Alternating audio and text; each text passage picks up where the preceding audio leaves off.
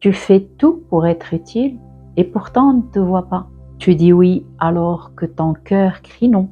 Tu t'adaptes, tu te suradaptes. Tu deviens un caméléon jusqu'à t'oublier. Si tu te reconnais, sache que ce n'est pas dans la tête.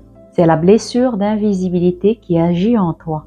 Et aujourd'hui, on va rallumer ensemble ta lumière.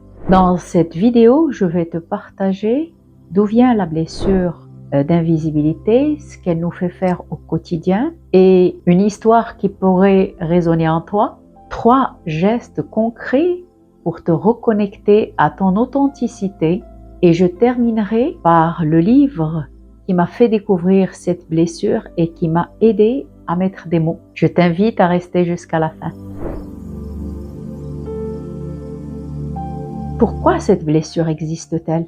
C'est tout simplement, elle naît souvent quand l'enfant n'est pas vu, pas entendu, pas reconnu, ou bien qu'il est entouré par des adultes très occupés. Alors il apprend à se faire petit pour ne pas déranger.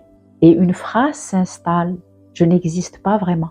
Parfois la blessure de rejet active la blessure d'invisibilité.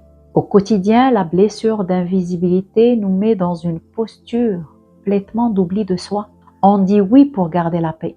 On anticipe les besoins des autres. On devient un vrai caméléon émotionnel pour enfin être reconnu.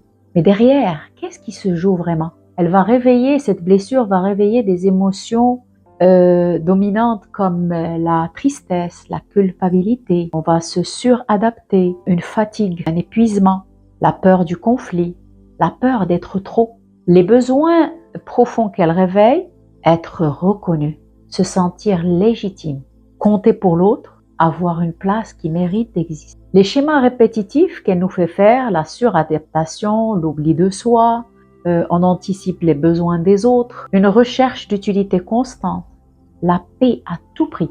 Et bien ce qui arrive, c'est un épuisement.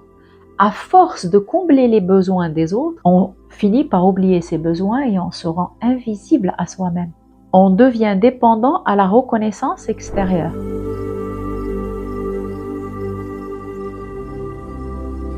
Quand la blessure d'invisibilité s'active, on devient un expert en adaptation.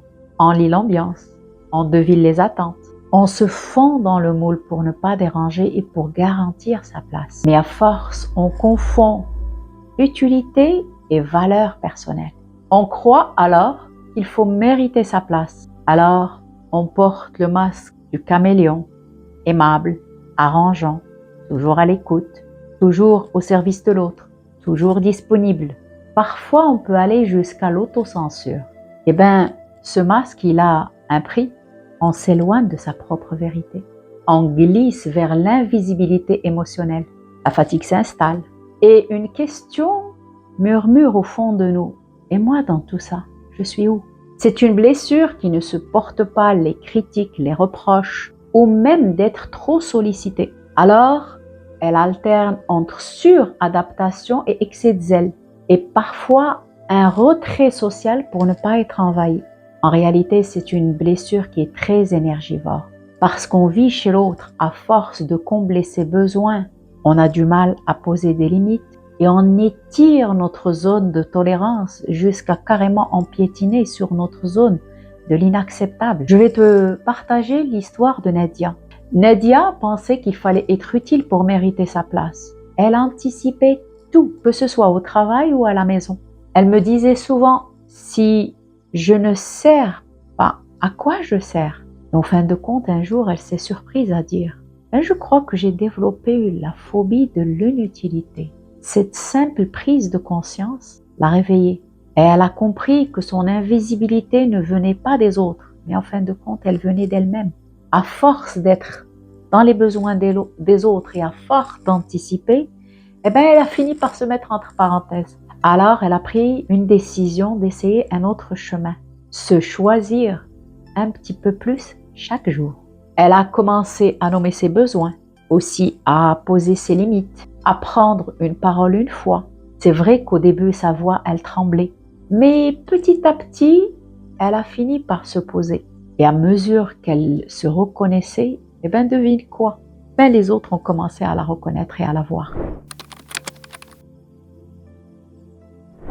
La clé de guérison de l'invisibilité et l'authenticité. Mais attention, l'authenticité ne veut pas dire tout le temps. L'authenticité est différente de la transparence. Être authentique est différent d'être transparent. Être authentique, c'est être aligné à ses besoins et à ses limites et parler juste au bon moment avec respect de soi et sans trop se révéler. Donc, 3 gestes à poser. Le geste numéro 1, je me vois. Une auto-reconnaissance quotidienne. Chaque soir, note 3 petites choses que tu as été et non pas ce que tu as fait. Par exemple, aujourd'hui, j'ai été curieuse, bienveillante, sincère. Tu entraînes ton cerveau à te voir. L'action à poser, écris-moi en commentaire une qualité que tu commences à voir en toi à partir de maintenant. Le geste numéro 2, je m'aligne en posant tes limites, tes besoins. Chaque matin, pose-toi ces 2 questions. De quoi ai-je besoin aujourd'hui? Quelles limites je protège? Et entraîne-toi à une phrase courte quand tu es trop sollicité. Là, ce n'est pas possible pour moi. C'est une phrase facile, mais qui transforme beaucoup. Action. Choisis ton besoin prioritaire aujourd'hui et partage-le en commentaire. Le geste numéro 3, je prends ma place avec une micro-parole. Une fois par jour, ose partager une idée et où tu peux dire simplement là je ne suis pas d'accord ou tu pourrais dire je préfère autrement. Même 10 secondes suffisent. Tu apprends à exister sans avoir à te justifier.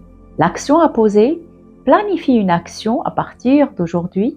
Planifie une micro-prise de parole à partir d'aujourd'hui et écris-moi en commentaire. Je prends ma place.